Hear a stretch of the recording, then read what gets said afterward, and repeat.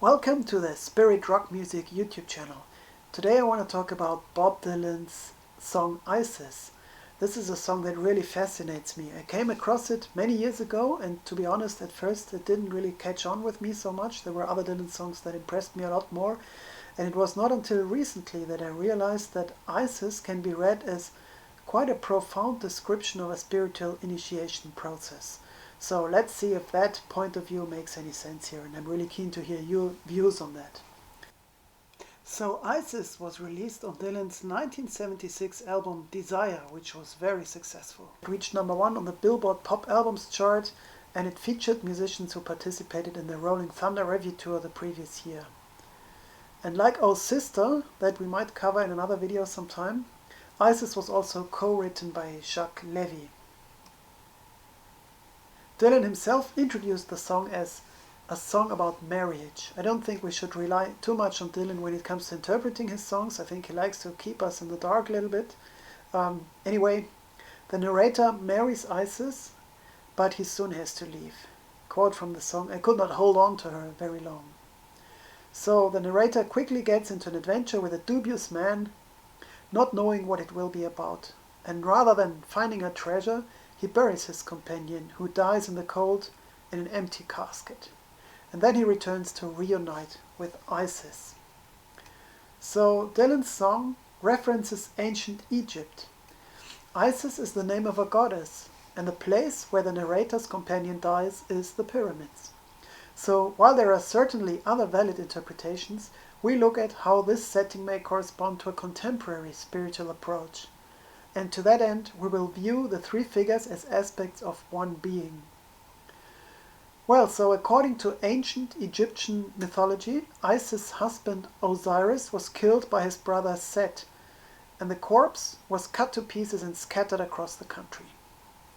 Isis gathered all the body parts and finally succeeded in reawakening Osiris, helped by other gods such as Thoth and Anubis. And then they had a son, Horus. So, from a spiritual perspective, we can associate Isis with the soul aspect, who loses contact to Osiris, representing the spirit aspect.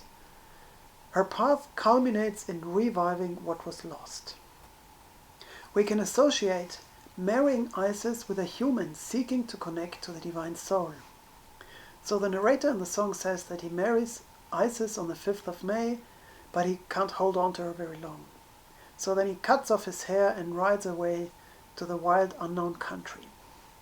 So if we apply the idea of Isis representing the divine soul, we can identify the narrator with a human seeker.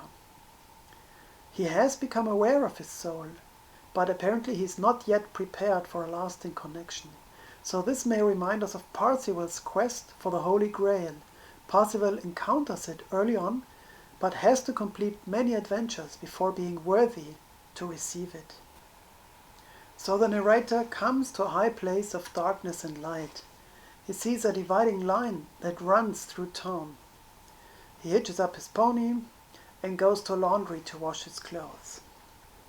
So the narrator's path begins.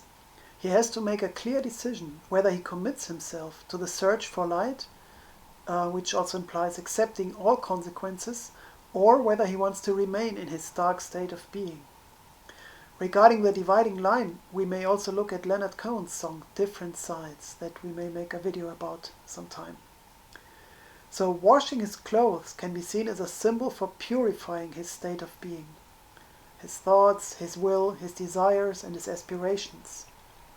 We can also be reminded of Simon and Garfunkel's Scarborough Fair, which can be seen as an elaborate song about the soul garment.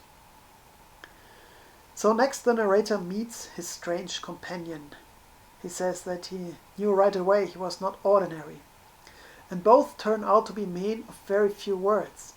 We can find this conversation, as somebody wrote it somewhere, dylanesque. So for example, the narrator asks, "Where are we going?" And the companion says, "We'll be back by the 4th." And the narrator says, "That's the best news I've ever heard."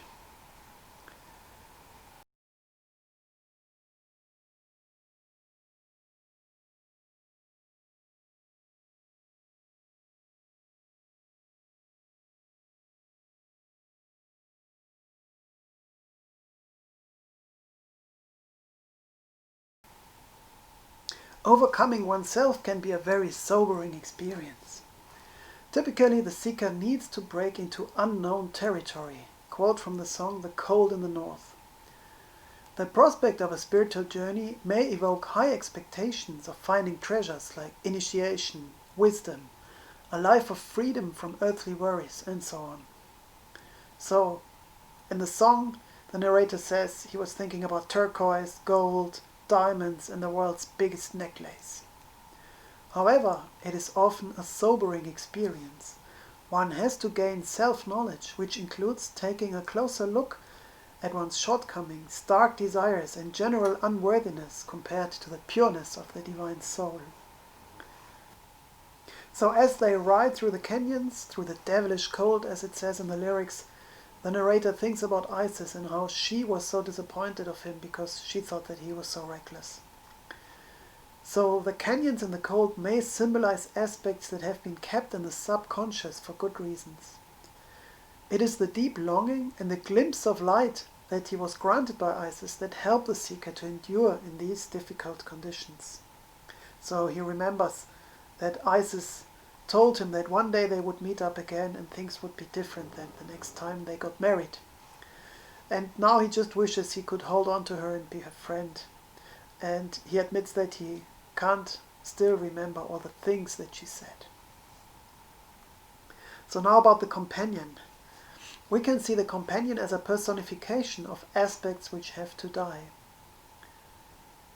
So the unnamed companion may signify aspects of the narrator that he wasn't conscious about before. But at the pyramids, so at a certain psychological point in his path, his self-knowledge increases. And it's quite an unusual sight there because the pyramids are embedded in ice, which is not really typical for Egypt. And now the companion says that he's trying to find a body and hoping to get a good price for it. And then the narrator says, "It was then that I knew what he had on his mind." So now he realizes what this is about. So the divine soul, or Isis light, we can say, enables him to distinguish between aspects of his own being, which can be contradictory, where he may have perceived himself before as a cohesive being.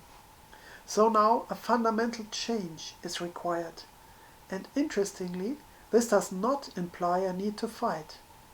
The seeker is more of an observer than an actor in this process. Dishonorable character traits cannot be overcome by fighting or oppressing them. They thrive in the subconscious, and when brought to light, they cannot be sustained. The casket and mystical death. The casket may symbolize in time and space the process of overcoming the ego. In a spiritual context, this is sometimes called the mystical death, and it does not coincide with the death of the physical body, but if things are going well, it may be experienced long before that. You might want to have a look at the surprisingly spiritual movie Revolver, which was directed by Madonna's former husband, Guy Ritchie, and featuring Jason Statham and Ray Liotta. And this movie really illustrates very well how it is possible to live without an ego aspect. So back to the song Isis. The companion dies in the extreme cold and the narrator buries him in the casket. And then he says, "No jewels, no nothing." And this may remind us of another Dylan song, Changing of the Guards, that we've already made a video about. And there we find the lines, "Peace will come, but will bring us no reward when her false idols fall." So the narrator returns to Isis and finds her, quote, there in the meadow where the creek used to rise. And here we can see another similarity to Changing of the Guards. In Changing of the Guards, there was talk of her smelling sweet like the meadows where she was born on Midsummer's Eve near the tower. Ain't that poetic? But back to Isis. Isis is not in the best of states, quote, blinded by sleep and in need of a bed. And their conversation is quite dry and not as uplifting as one might expect in these circumstances, in a spiritual context at least. So this once again emphasizes the sobering effect of the process. So it's another Dylanesque conversation that we have. So Isis asks him, "Where have you been?" And he says, "No place special." And she says, "You look different." And he says, "Well, I guess." And she says, "You've been gone." And he says, "That's only natural." So she says, "You're going to stay?" And he says, "Yeah, I might do." So finally the song finishes off by illustrating how unnatural it feels for the human to follow the impulses of the divine soul rather than the values that he has been living by so far, even though he now knows that it's the right way. So in the last few lines there's a reference to Isis as the mystical child, and the narrator says, "What drives me to you is what drives me insane." So again, not very uplifting. But he can remember how she smiled on the 5th of May in the drizzling rain. So that's how the song finishes off. I find it quite powerful. It took me quite a long time to get to this way of reading this song, and I'm really keen to hear what you think about it and like what experiences you connect with this song and how you view it. Thank you, all the best for your own quest, and see you next time. If you like the video, give it a thumbs up and consider subscribing. It really helps the channel. Thank you, goodbye.